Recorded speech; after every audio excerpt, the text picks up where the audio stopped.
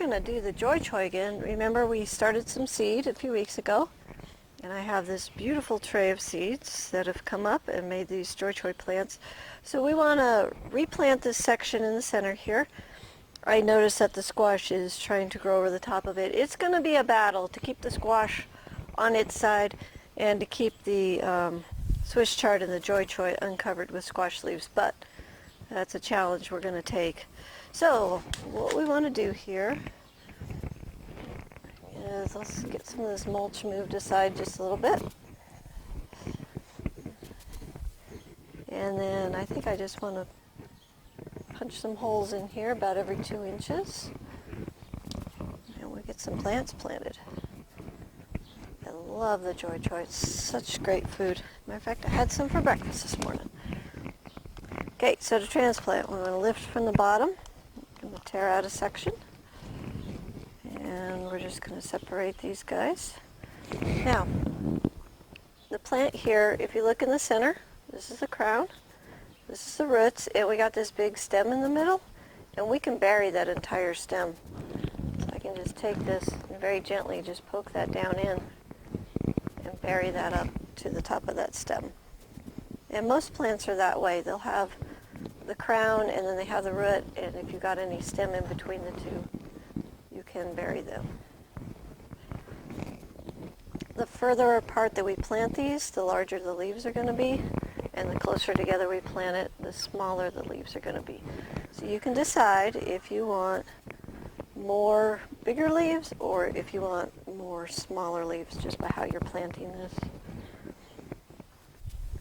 And I will keep this tray for another week in case some of these die. I don't expect 100% transplant, because that's just asking an awful lot of these little plants. But we'll do the best we can with them. And we'll actually be harvesting these, I would guess, within 2 to 3 weeks. So it's a pretty fast turnaround.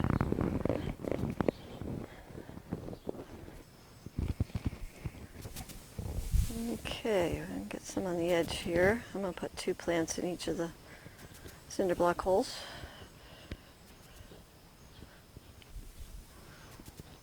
Okay, we're going to come around and do the other side.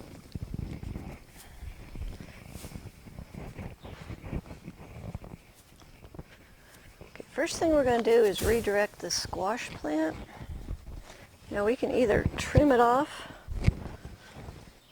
Ooh, it's a long one. I'm going to put it up over the top. Just like that.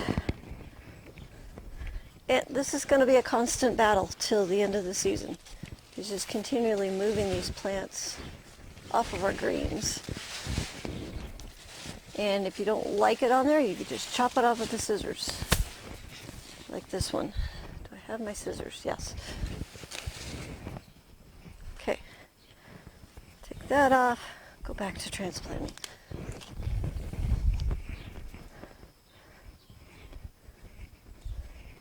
I think I will go mow the lawn a little bit later today and remulch this.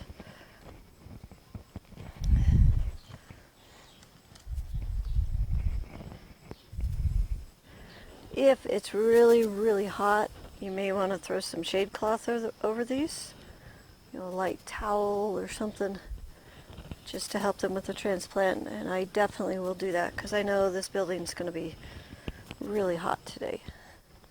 It'll be over 100 degrees in here, probably within the next couple hours.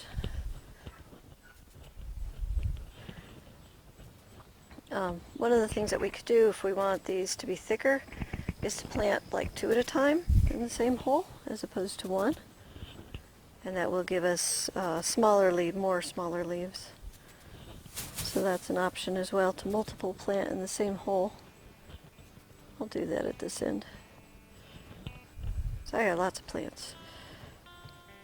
Okay, we got everything planted. What's the next thing we do? It's always water. And then I will get some shade cloth for this for the next 3 days. I'm going to keep it under shade, unless you got cloudy weather, but we don't have that very often. Okay, soak that in, cover it up, baby it a little bit, and it it should take off for us. Okay, yay, a couple more weeks, we'll be back into Bok Choy. And next we're going to pick the Swiss chard.